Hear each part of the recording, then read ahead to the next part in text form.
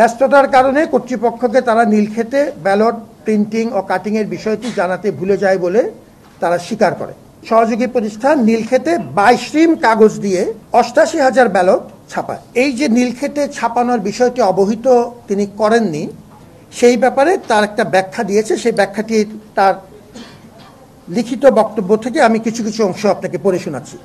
উক্ত সহযোগী ভেন্ডরের তথ্য অনুযায়ী সহযোগী প্রতিষ্ঠান নীলক্ষেতে 22 রিম কাগজ দিয়ে 88,000 ব্যালট ছাপায়, যা থেকে প্রিন্টিং, কাটিং, প্রি স্ক্যান পর্ব শেষে নির্দিষ্ট পরিমাণে ব্যালট প্যাকেটে সিলগালা করে 86,243টি ব্যালট সরবরাহযোগ্য করা হয়। এটি আপনাকে লিখিতভাবে দেওয়া হবে, সুতরাং রেকর্ড থাকবে।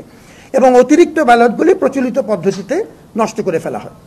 ভেন্ডর আরও আমাদেরকে জানায় যে নীলক্ষেতে কাটিং শেষে প্রি স্ক্যান ও পরবর্তী কার্যক্রমের জন্য তারা তাদের মূল অফিসে এনে প্রি স্ক্যান সম্পন্ন করে নির্দিষ্ট পরিমাণে প্যাকেট ভরে সিলগালা করে বিশ্ববিদ্যালয়কে সরবরাহ করে।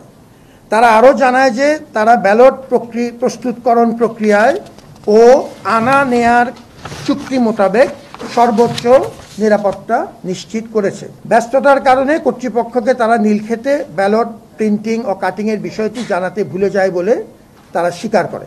পদ্মা সেতু, মেট্রো রেল এবং এলিভেটেড এক্সপ্রেসওয়ে নির্মাণের গর্বিত অংশীদার বসুন্ধরা সিমেন্ট।